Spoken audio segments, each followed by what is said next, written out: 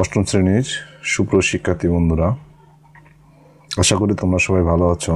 আজ আমি তোমাদের তৃতীয় অধ্যায়ের উদাহরণ 14, 15 এবং 16 এই তিনটা অঙ্ক নিয়ে আলোচনা করব। উদাহরণ 14 নম্বরটা দেখো। উদাহরণ 14টা হচ্ছে একটি ঘরের মেঝের দৈর্ঘ্য 4 মিটার এবং প্রস্থ 3.5 মিটার, ঘরটির উচ্চতা 3 মিটার এবং দেওয়ালগুলো 15 সেন্টিমিটার পুরু হলে 4 দেওয়ালের আয়তন কত?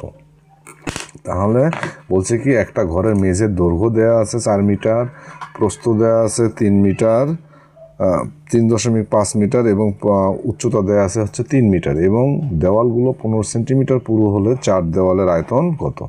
তাহলে এই অঙ্কটার থেকে আমরা কি বুঝতে পারলাম যে মেঝের দৈর্ঘ্য আছে, প্রস্থ আছে এবং উচ্চতা দেয়া আছে।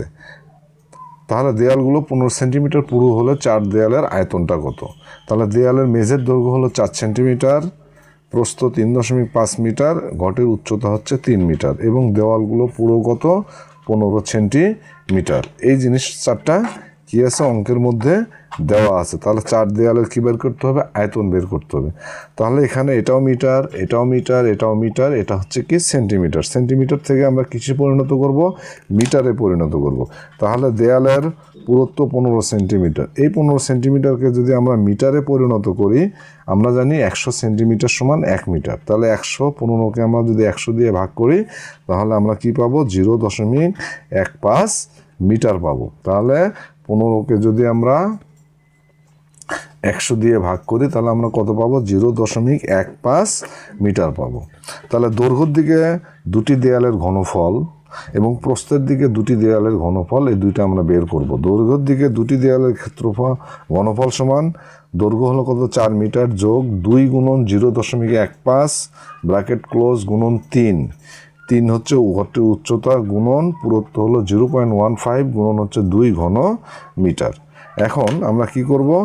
4 যোগ 2 দিয়ে 0.15কে যদি আমরা গুণন করি, তাহলে কত পাই? 0.3 গুণন 3 দিয়ে 0.15 গুণন করি, তার সাথে আমরা 2 গুণন করলে কত পাবো? 0.9। আমরা কত পাবো? 0.9। তাহলে আমরা এই দুটা যদি যোগ করি, 4 যোগ 0.3 গুণন 0.9 সমান কত পাবো? 3.87 ঘন মিটার।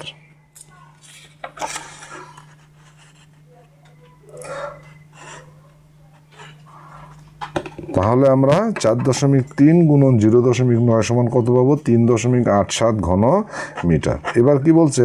প্রস্থের দিকে দুটি দেয়ালের আয়তন। প্রস্থের দিকে দুটি দেয়ালের আয়তন। তাহলে প্রস্থ কত ছিল? 3.5 গুণন উচ্চতা ছিল 3 আর পুরুত্ব ছিল 0.15 গুণন হচ্ছে 2 ঘন মিটার। এখানে আমরা 3.5-এর সাথে 3, তারপরে 0.15 গুণন 2 যদি গুণন করি, 3.15 ঘন মিটার আমাদের বের হয়ে আসে। তাহলে দেয়ালগুলোর মোট আয়তন কিভাবে নির্ণয় করব? এবার আমরা কি করব? দেয়ালের মোট আয়তন নির্ণয় করব। তাহলে দেয়ালের যদি আমরা মোট আয়তন নির্ণয় করতে যাই, তাহলে কি হবে? দৈর্ঘ্যের দিকে দুটি দেয়ালের ঘনফল যোগ প্রস্থের দিকে দুটি দেয়ালের আয়তন, এই দুইটা যদি আমরা যোগ করি, 3.87 যোগ 3.15 সমান কত বের হবে? 7.02 ঘন মিটার। এটাই হচ্ছে নির্ণীয় কি আয়তন। উত্তর হচ্ছে নির্ণীয় আয়তন 7.02 ঘন মিটার। 3টি দরজা এবং 6টি জানালা আছে। প্রত্যেকটি দরজা 2 মিটার লম্বা এবং 1.25 মিটার চওড়া। প্রত্যেক জানালা 1.25 মিটার লম্বা এবং 1 মিটার চওড়া। ওই ঘরের দরজা জানালা তৈরি করতে 5 মিটার লম্বা ও 0.6 মিটার চওড়া কয়টি তক্তার প্রয়োজন? এটা বলছে। তাহলে একটি ঘরের উল্লেখযোগ্য দুইটা জিনিস আছে, একটা হচ্ছে দরজা, একটা হচ্ছে জানালা। দরজা আছে হলো 3টি, জানালা আছে কত? 6টি। প্রত্যেকটি দরজা 2 মিটার লম্বা এবং 1.25 মিটার চওড়া এবং জানালা 1.25 মিটার লম্বা এবং 1 মিটার চওড়া। আর দরজা জানালা তৈরি করতে 5 মিটার লম্বা ও 0.6 মিটার চওড়া কয়টি তক্তার প্রয়োজন? তাহলে দুইটা জিনিস আছে, একটা জিনিস হচ্ছে দরজা, একটা হচ্ছে জানালা। দরজার সংখ্যা কয়টি? 3টি। আর জানালার সংখ্যা কয়টি? 6টি। প্রথমে আমরা দরজার ক্ষেত্রফল বের করব, তারপরে আমরা জানালার ক্ষেত্রফল বের করব। তাহলে 3টি দরজার ক্ষেত্রফল সমান কি 2 মিটার লম্বা গুণন 1.25 মিটার চওড়া। এই দুইটার সাথে আমরা দরজা কটা ছিল? 3টা। এই 3টা যদি আমরা গুণন করি তাহলে আমরা দরজার ক্ষেত্রফল পাবো।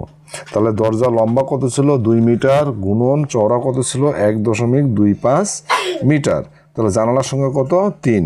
তাহলে 2 মিটার আর 1.25 মিটার, 2টা মিটার যদি আমরা গুণন করি তাহলে কত পাবো? বর্গ মিটার। তাহলে এই দুইটা যদি আমরা গুণন করি তাহলে আমরা পাচ্ছি 7.5 বর্গ মিটার। এবং 6টি জানালার ক্ষেত্রফল। তাহলে জানালা লম্বা ছিল কত? 1.25 মিটার লম্বা, 1 মিটার চওড়া। তাহলে 1.25 গুণন 1, জানালার সংখ্যা কত? গুণন 6। তাহলে 1.25 এটাও মিটার, একও হচ্ছে মিটার। তাহলে আমরা কি পাবো? বর্গ মিটার। তাহলে 1.25-এর সাথে 1 গুণন করলে 1.25 হয়, তার সাথে 6 গুণন করলে 7.5 বর্গ মিটার আমরা পাচ্ছি। তাহলে দরজা এবং জানালার কি বের করলাম? আমরা ক্ষেত্রফল বের করলাম। তাহলে দরজা ও জানালার আমরা মোট ক্ষেত্রফল বের করব।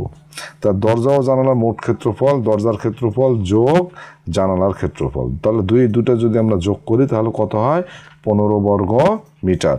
তাহলে কত হয়? 15 বর্গ মিটার। 5 আর 5-এ 10-এর শূন্য হাতে হলে 1, 7 আর 8, 7, 15। এখানে 1 ঘর আগে দশমিক, এই জন্য আমরা 1 ঘর আগে দশমিক দিলে আমরা কত পাই? 15 বর্গ মিটার। এবার কি বলছে? ওই ঘরের দরজা জানালা তৈরি করতে 5 মিটার লম্বা ও 0.6 মিটার চওড়া কয়টি তক্তার প্রয়োজন? তাহলে এখানে প্রতিটি তক্তা ছিল কি? 5 মিটার লম্বা এবং 0.6 মিটার চওড়া। তাহলে তক্তার আমরা ক্ষেত্রফল নির্ণয় করব।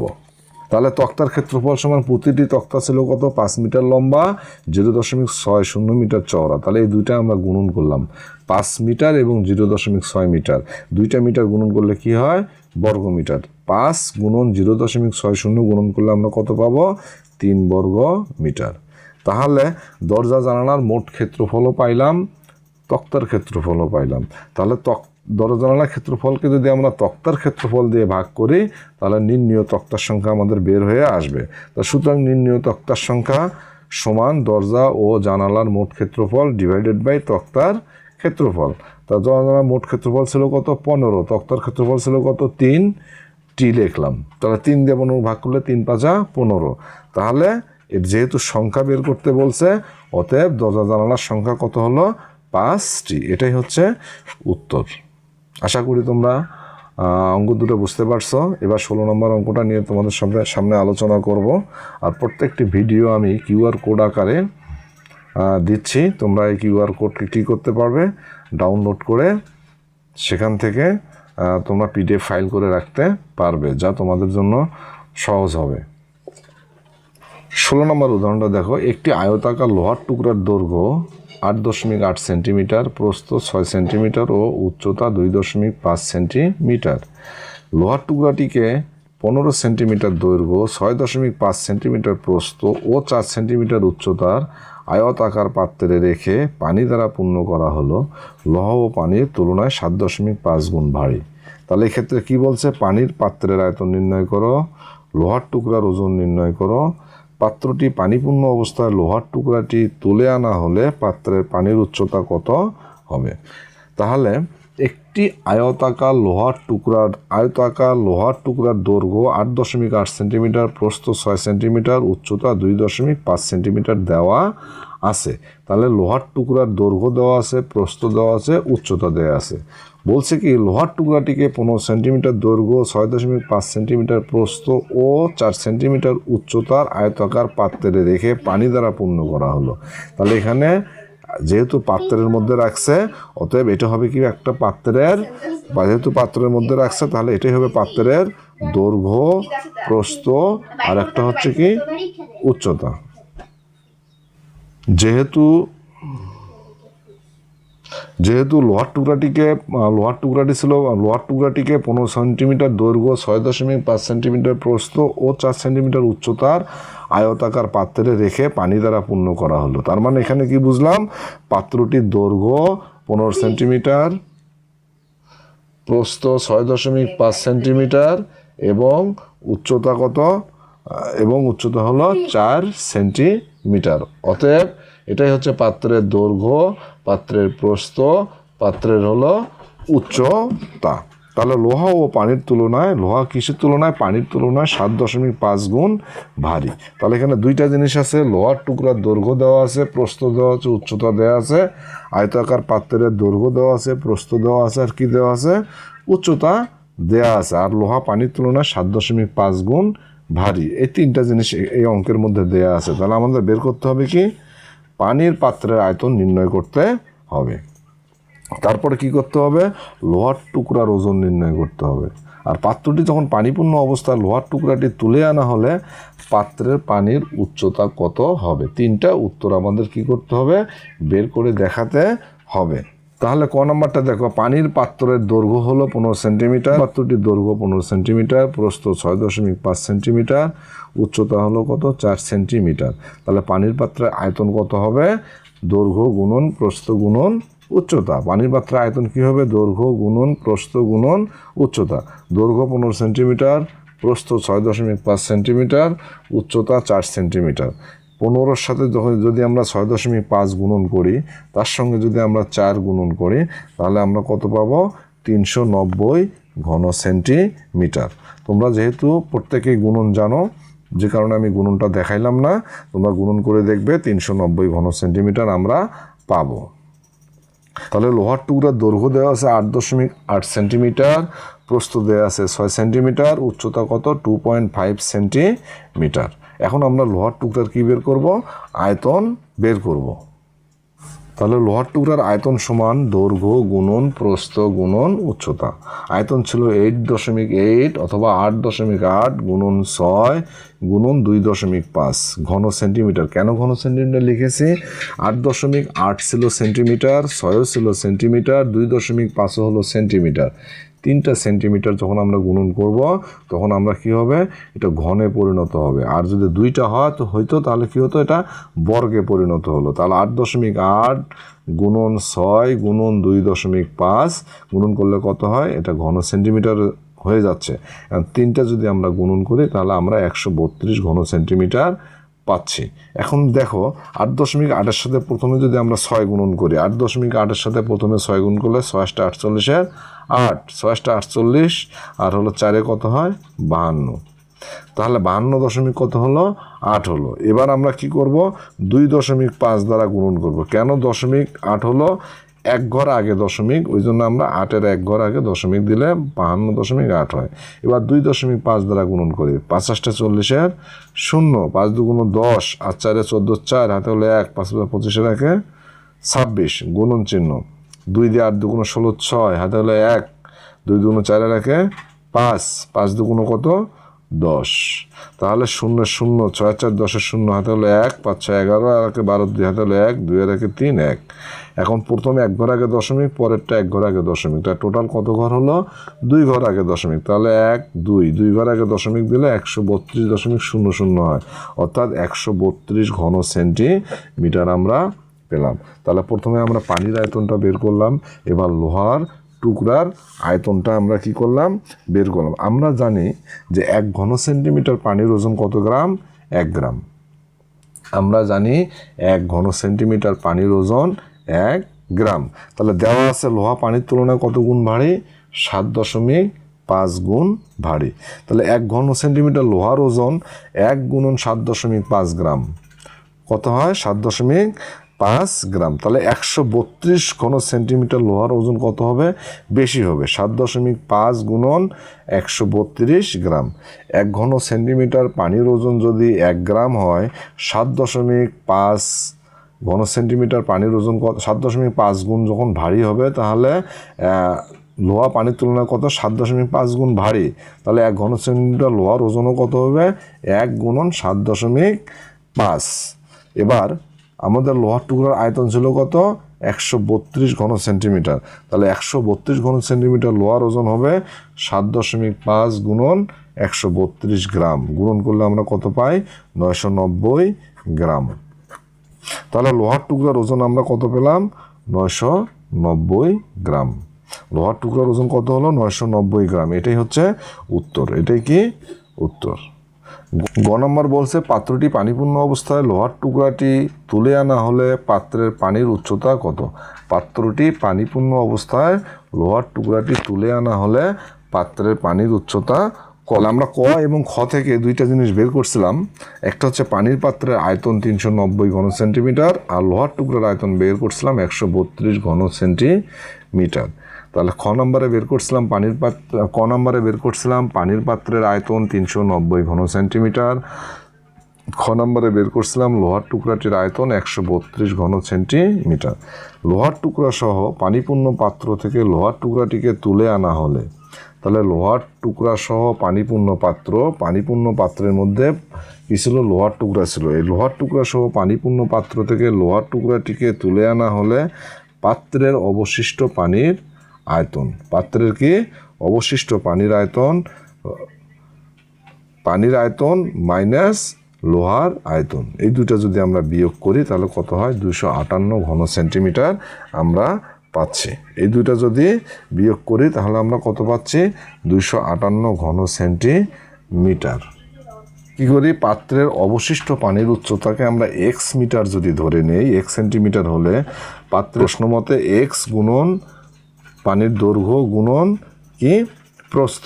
এক্সটা ছিল উচ্চতা, 15 ছিল দৈর্ঘ্য, আর 6.5 ছিল কি উচ্চতা। এই উচ্চতা সমান কত? 258। সমান কত?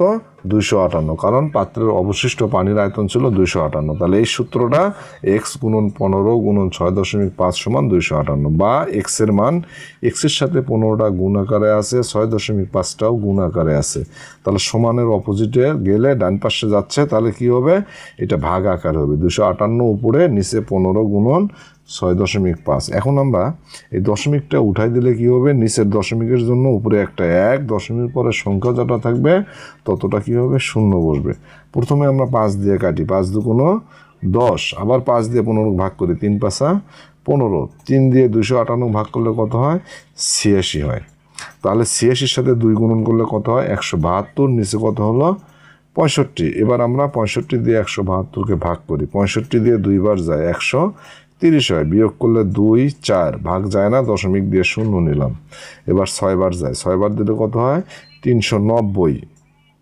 বিয়োগ করলে 0 3 30, আবার দশমিকের জন্য 0, আবার 4 বার গেলে 260। তারপরে 260 বিয়োগ করলে 0, 6.4 হাতে হলে 1, আবার দশমিকের জন্য 0। তাহলে 65 দিয়ে আবার আমরা ভাগ করলে 6 বার যায়। কয়বার যায়? 6 বার দিলে কত হয়? 390 হয়। বিয়োগ করলে 10, দশমিক পরে 2 বার 3 বার অথবা 4 বার নেওয়ার পরে আর ভাগের প্রয়োজন হয় না। তাহলে আমরা কি পেলাম? 2.646 পাইলাম। তাহলে বা 2.65। তাহলে দশমিকের পরে প্রথম ঘরের পরে যদি দ্বিতীয় সংখ্যার প্রথম দশমিকের পরে প্রথম সংখ্যা, তারপরে দ্বিতীয় সংখ্যার পরে যদি 5-এর অধিক সংখ্যা হয় তাহলে তার পূর্বেরটার সঙ্গে 1 যোগ করে আমাদের নেওয়া যায়। তাহলে আমরা সর্বশেষ কি পেলাম? যেটা বের হয়ে আসলো ভাগ করার পরে, সুতরাং পাত্রের অবশিষ্ট পানির উচ্চতা 2.5 সেন্টিমিটার প্রায়।